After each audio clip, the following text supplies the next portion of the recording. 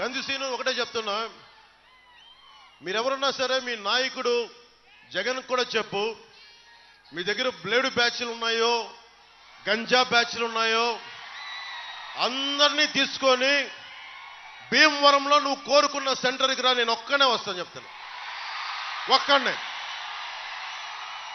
ఒక్కళ్ళు కూడా నేను వద్దని చెప్తున్నాను ఈ రోజున. అలాంటి రౌడీ మూకలను పెట్టుకొని నువ్వు రా, నేను ఒక్కనే వస్తాను భీమవరంలో. నువ్వు ఏ సెంటర్ కావాలంటే ఆ సెంటర్కి రా చెప్పు. పులివెందల నుంచి ఆ బాంబులు వేసే బ్యాచ్లను కూడా తెచ్చుకొని నీకు ఒక్కనే వస్తాను. నా పిచ్చ, నా తెగింపు మీకు తెలియదు. ప్రజాస్వామ్యాన్ని విఘాతం కలిగించే ఎవడైనా సరే కాళ్ళు కీళ్ళు కూడా కింద కూర్చోబెడతాను, గుర్తుపెట్టుకోండి.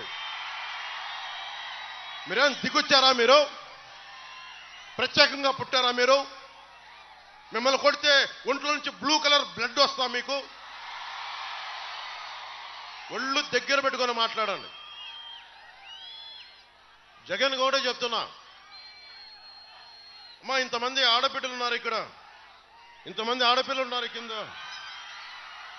టీవీల్లో వీక్షిస్తున్న మహిళలు ఉన్నారు. ఒక రాష్ట్ర ముఖ్యమంత్రి 151 మంది ఎమ్మెల్యేలు ఉన్నారు, 30 మంది పార్లమెంట్ సభ్యులు ఉన్న వ్యక్తి మాట్లాడితే వ్యక్తిగత జీవితం గురించి మాట్లాడతాడు. ఏం జగన్, నోరు ఎలా ఉందే నీకు? మీ సతీమణి భారతి గారిని పెళ్ళాం అంటే నీకు నచ్చుద్దా? జగన్ పెళ్ళాం భారతి గారు అంటే నీకు కోపం రాదా? అంటే మా జీవితాలు, మా వ్యక్తిగత జీవితాలు నీ నోటికి ఎదొస్తుంది మాట్లాడతావా? నీకు బుద్ధి ఉందా? నీకు ఏమాత్రం ఇంగిత జ్ఞానం ఉందా? నువ్వు ఒక ముఖ్యమంత్రివేనా?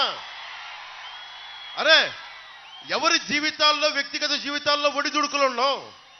అందరి సంసారాలు సవ్యంగా సాగుతున్నాయా? ప్రతి కుటుంబంలో విభేదాలు లేవా? భార్యాభర్తల మధ్య అందరూ సమగ్రంగా సాన్నిహిత్యంగా ఉండలేని పరిస్థితుల్లో విడిపోతారు. అరే, నా జీవితంలోంచి వెళ్ళిపోయిన ఆడబిడ్డలను కూర్చోబెట్టి నువ్వు మాట్లాడితే ముగ్గురు పెళ్ళాలంటే మూర్ఖుడా, నీ మూర్ఖుడా, దిగజారిపోయిన మూర్ఖుడా. ఏం ఒళ్ళు ఎలా ఉంది నీకు? భయపడతావా?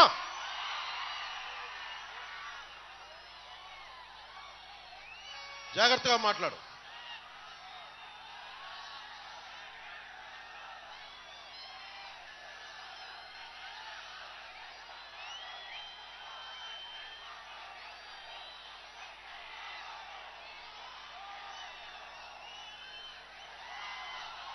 ఎన్డీఏ కూటమి నరసాపురం పార్లమెంటు నుంచి భూపతిరాజు శ్రీనివాస వర్మ గారు పోటీ చేస్తా ఉన్నారు కమలం గుర్తు మీద. జనసేన, టీడీపీ, బీజేపీ కూటమి లక్ష్యం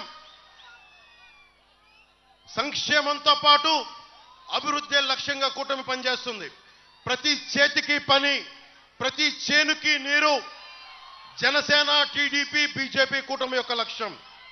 ఎన్నికల్లో హామీ ఇచ్చిన ప్రతి కార్యక్రమం అమలయ్యే విధంగా చూసే బాధ్యత జనసేనది. దీనికి బాధ్యత మేము తీసుకుంటాం. ఈ హామీలన్నీ అమలయ్యే విధంగా చూసే బాధ్యత జనసేనది. ఇచ్చిన ప్రతి హామీకి జవాబుదారీగా ఉంటాం.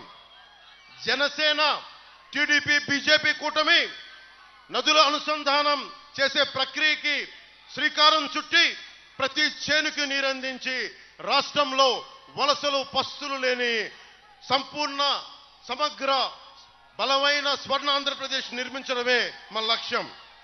ఆంధ్రప్రదేశ్కి జీవనాడి అయిన పోలవరం ప్రాజెక్టు కాల పరిమితిలో పూర్తి చేస్తాం.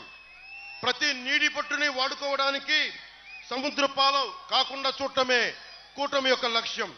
ముఖ్యంగా యువతకి స్కిల్ డెవలప్మెంట్ శిక్షణ ఇచ్చి వారి కాళ్ల మీద వారు నిలబడేటట్లు చేయడం, తద్వారా ప్రతి చేతికి పని కల్పించడమే కూటమి యొక్క లక్ష్యం. చేతి వృత్తులు, కుల వృత్తుల్ని పరిరక్షించడమే కూటమి లక్ష్యం. కూటమి అధికారంలోకి వచ్చిన వెంటనే మెగా డిఎస్సి విడుదల చేస్తాం. ప్రతి సంవత్సరం క్రమం తప్పకుండా జాబ్ క్యాలెండర్ని విడుదల చేస్తాం. 50 సంవత్సరాలు నిండిన బీసీలకి నెలకి 4,000 రూపాయల పెన్షన్ 1వ తేదీనే ఇంటి వద్దనే అందజేస్తాం.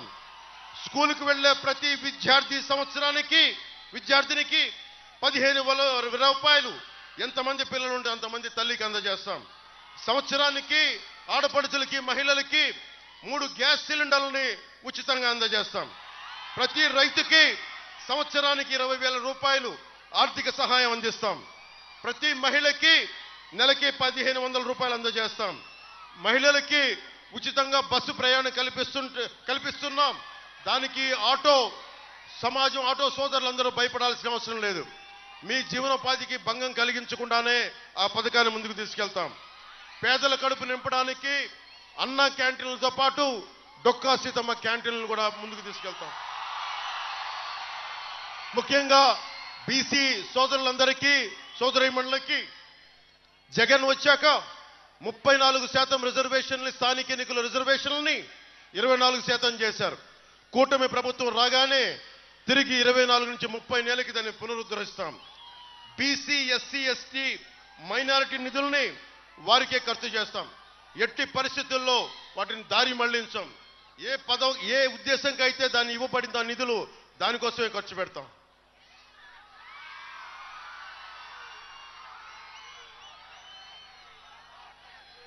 ఇందాక అంజిబాబు గారు భీమవరంకి నాకు సంబంధించి ఇంత పెద్ద సంపద ఉన్న నగరం, ఇలాంటి చోట రేపు అంజిబాబు గారిని గెలిపించగానే దుర్గంధపూరితమైన మన డంప్ యార్డ్ని బరోడా తరహాలో దూరంగా ఇక్కడ పక్కన పెట్టి ఈ దుర్గంధం నుంచి భీమవరం ప్రజల్ని కాపాడుతుంది. మొదట మీకు ఇచ్చే హామీ.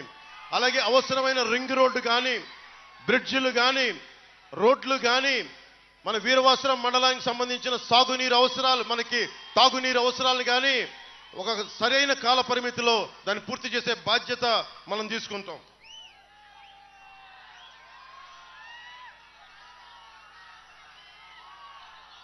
వైసీపీ నాయకులు వస్తే ఒకటే చెప్పండి, భీమవరంలో నేను పోటీ చేస్తున్నాను 2019లో అని చెప్పి వీరవాసరం తాగునీటి కష్టాలను తీర్చేస్తామన్నాడు. ఒక్క వాటర్ ట్యాంక్ కట్టలేదు. ఇదే భీమవరంలో టిట్కో ఇళ్ళకి 3 లక్షలు ఎందుకు కట్టాలి, ప్లాట్స్ కి ఫ్రీగా ఇస్తామన్నాడు. ఒక్క ప్లాట్ ఇవ్వలేదు. యలమందూరులో ఎఫ్లూయెంట్ ప్లాంట్ కట్టిస్తానని చెప్పాడు, అది చేయలేదు. రింగ్ రోడ్ అన్నారు ఇందాక అంజిబాబు గారు చెప్పినట్టుగా, అది చేయలేదు. డంపింగ్ యార్డ్ అని చెప్పాడు, అది చేయలేదు. ఆక్వా యూనివర్సిటీ అన్నాడు, అది చేయలేదు. నిరుద్యోగ యువతకి కారు కావాల్సి వస్తే కారు, ఏది కావాల్సి సబ్సిడీలో ఇస్తా అని చెప్పి భీమవరంలో హామీ ఇచ్చాడు. సబ్సిడీ తర్వాత విషయం, ఒక్క డిఎస్సి నోటిఫికేషన్ కూడా ఇవ్వలేదు. గ్రూప్ నోటిఫికేషన్ ఇవ్వలేదు.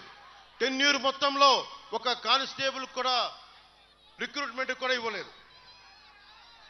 రాష్ట్ర వ్యాప్తంగా జగన్ నేను భీమవరం నుంచి పారిపోయానని చెప్తాను. నువ్వు హామీల నుంచి ఎలా పారిపోయావో చెప్తాను. కొండంత రాగం తీసావు, కూని రాగాలు కోడి కత్తంత పోటు పడిచినట్లు ఉంటాయి. అవ్వలు, అక్కలు, చెల్లెళ్ళు, అన్న, తమ్ముడు అని సాగదీస్తూ నువ్వు చెప్పే హామీలు. ఇవాళ రాష్ట్రం మొత్తం జగన్ చెప్తున్న ప్రచారం చేసుకుంటున్న అబద్ధం, నవరత్నాలు అమలు పరిచాడు అని చెప్పి ఒక గోబల్స్ ప్రచారం. ఇది కన్వీనియంట్ గా ప్రచారం చేసి నిజంగా నువ్వు చేసిన హామీలే నిజంగా నెరవేరిస్తే ఈ రోజున కూటమి ప్రభుత్వం స్థాపించదు. ఖచ్చితంగా నువ్వే కాకపోతే నువ్వేమీ చేయలేదు కాబట్టి మేము అత్యధిక మెజారిటీ తోటి మేము స్థానాలు గెలిచి జనసేన టీడీపీ కూటమి ప్రభుత్వాన్ని ఈ ఎన్నికల్లో స్థాపిస్తున్నాం.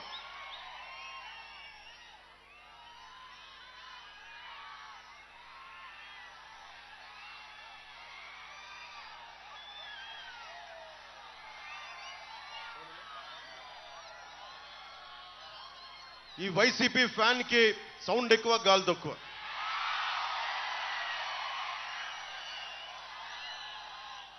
కరెంటు బిల్లులు, ఇల్లుంది, కరెంటు బిల్లు ఎక్కువ ఏదో కారణం చెప్పి కొన్ని లక్షల మందికి పెన్షన్ తీసేశాడు. 150 రోజులు పెన్షన్ రోజుల నుంచి తీసుకునే వాళ్ళు కూడా ఇప్పుడు కట్ చేశాడు. గత 5 సంవత్సరాల్లో ఎన్ని పెన్షన్లు తీశారని పెట్టిన ఆర్టీఐకి ఈ రోజు దాకా రిప్లై ఇవ్వాల. 2,000 నుంచి 3,000 చేస్తానని హామీ ఇచ్చాడు. అధికారంలోకి వచ్చాక మాట మార్చి దశల వారి అన్నాడు. 200 రూపాయలు పెంచి 3 సంవత్సరాల్లో, అలాగే 2,250 రూపాయలు ఇచ్చి సరిగ్గా ఎన్నికల ముందు 3,000 రూపాయలు చేశాడు. చాలా మంది అర్హులను తీసేశాడు. తీసేయగా మిగతా వాళ్ళని మోసం చేశాడు. మొన్న జనవరిలో 2,14,000 మంది అప్లై చేసుకుంటే 97,000 మందికి ప్రాసెస్లో ఎంతమంది రిజెక్ట్ అయ్యారో ఇచ్చి మిగతా వాళ్ళందరికీ తీసేశారు. అలాగే అమ్మఒడి మోసం అనకాపల్లిలో చెప్పా. ఇప్పుడు డ్వాక్రా మహిళలకు చేసిన మోసం 5 లక్షల వరకు సున్నా వడ్డీ రుణ పరిధి 3 లక్షలు తగ్గించాడు. వడ్డీ కొన్ని నెలలు కట్టేశాక కానీ జగన్ వడ్డీతో వసూలు చేస్తున్న మోసం వాళ్ళకి అర్థం కాల. ఎప్పుడు డిఫాల్ట్ కానీ సెల్ఫ్ సస్టైనబుల్ వ్యవస్థలను ఎక్కడైనా పెంచుతారు కానీ జగన్ డ్వాక్రా సంఘాలు నలిపేస్తా ఉన్నాడు. 30 సంవత్సరాల నుండి వివిధ ప్రభుత్వాలు గృహ నిర్మాణాల కోసం అత్యంత పేదలకు రుణమిచ్చి కట్టించుకోకుండా వదిలేసిన మొత్తాన్ని ఓటీఎస్ పేరుతో మహిళల్ని పొదుపు ఖాతాలోంచి బలవంతంగా లాగేశారు.